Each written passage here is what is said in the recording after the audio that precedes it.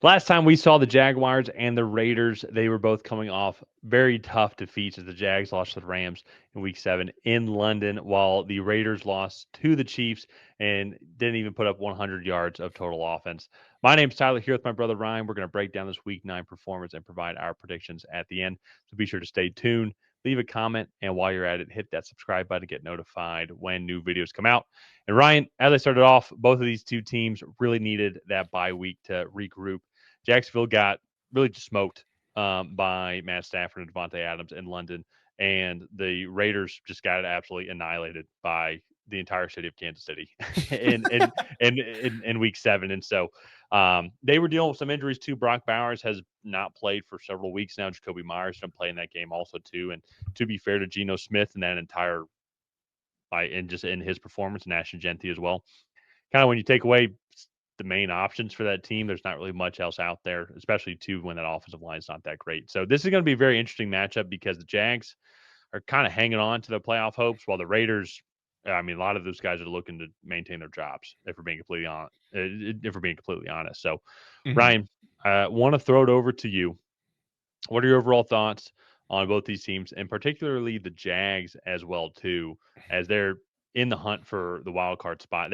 They are technically still in the spot for the division, but they're 2.5 games back from this Colts team, and this Colts team looks like one of the best teams in the league. I don't Yeah. see them coming back and winning this division.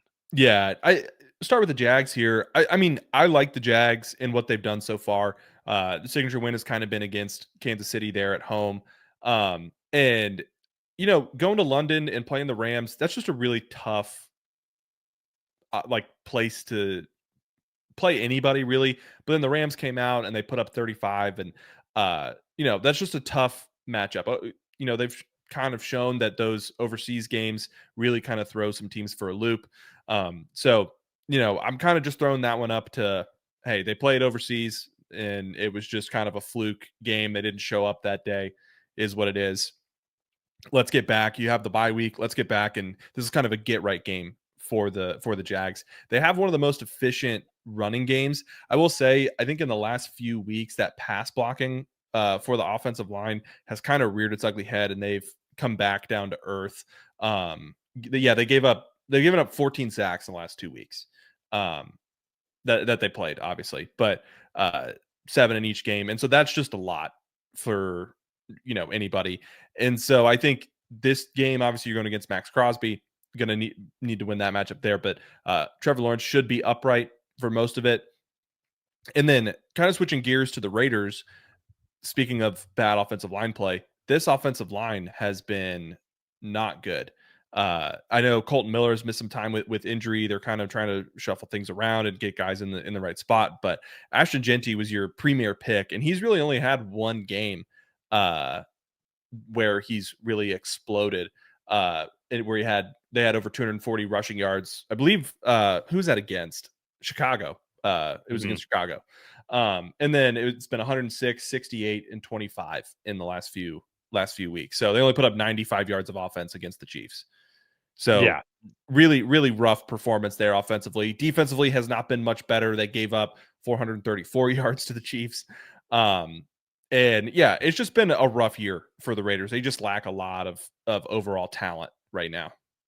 well, and that's the thing that's part of the rebuild process. I Yeah. do think it's interesting you bring in Pete Carroll just with his age. Like how long do you expect him to be if you're going through a rebuild, especially after a season like this? Like, do you almost say like, hey, maybe this was a mistake. Let's try and go get somebody younger because we are going to need a rebuild now. And so nothing against Pete Carroll. I mean, I think he's a future Hall of Fame coach, and so, but yeah, it's really tough to judge like Genty's performance as well too with the way the rest of this offensive line and the rest of this Yeah. offense has been playing. So I think when it comes to this game in general, um, I'm very curious to see who plays well because there have been two names that have been uh, mentioned a lot when it comes to trade deadline.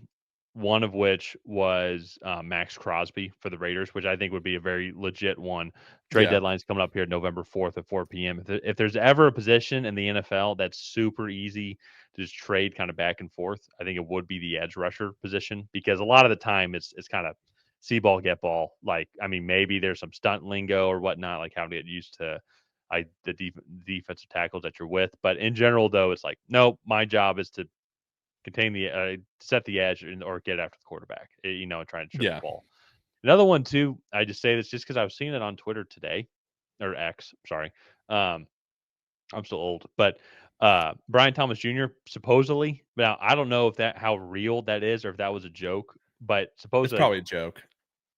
well, potentially so. You got to think though, if they're unsatisfied with his performance with the amount of drops that they have, and they think they can get draft capital for it, and they like what Travis Hunter's been bringing on, it probably is a joke. But if they lose this game and they lose out on the playoff hunt as well too, and win the division, maybe try and see what they can get, because this regime that drafted Brian Thomas Jr. last year is not the same as who traded up for Travis Hunter this year.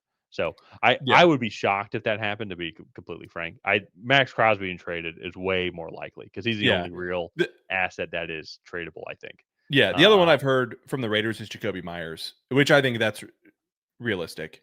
I can see that one come on here too, and that's what I think is going to be most interesting about this game. Is one, can the Jags prove that they're a playoff team? If you're a playoff team, these are the games that you win, even though it's in Las Vegas. But and you're coming off a bye, you're like, hey, we were well rested. We had 2 weeks of game plan against this below average team that we Yeah, should be better than. How do we get after the quarterback? How do we stop Ashton Jeanty?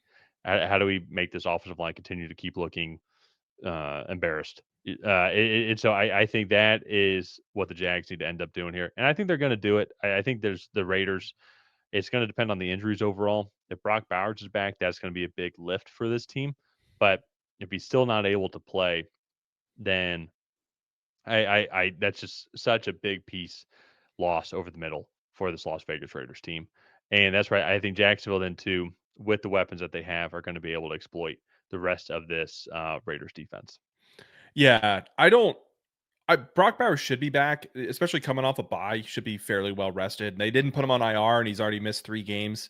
So hoping that that's not even more long term than what it already appears. Especially fantasy owners around the league are Mm-hmm. really hoping he can get back out there. But uh, I I'm gonna go with Jacksonville.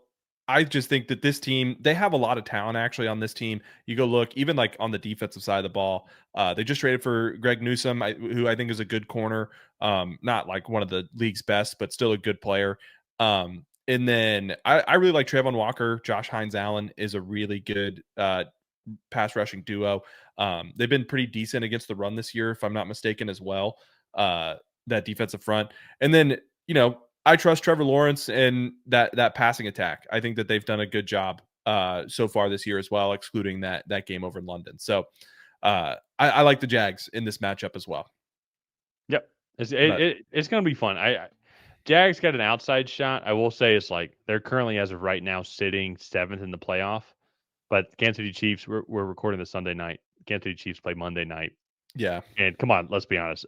Throughout the rest of this season, who do we think is going to have a better record by the end of the year? The yeah, the Jags or the Chiefs? Even though I know the Jags beat them, eh, I, that would be I interesting. Both teams end up 12-5, and then the tiebreak is that Monday night game or Sunday night yeah, game. Jags ended up 12-5 though. I still find it interesting. I don't know if I mean, so let's say they win this game 5-3. They're at Houston. I mean, that's a division game, but then the Chargers, Cardinals, those are two tough games. I know if you just look at the Cardinals record, Titans, they should win, but Colts, I think that's a loss, even though it is a home game in Jacksonville, and Indianapolis hasn't won in Jacksonville in like 10 years, I think.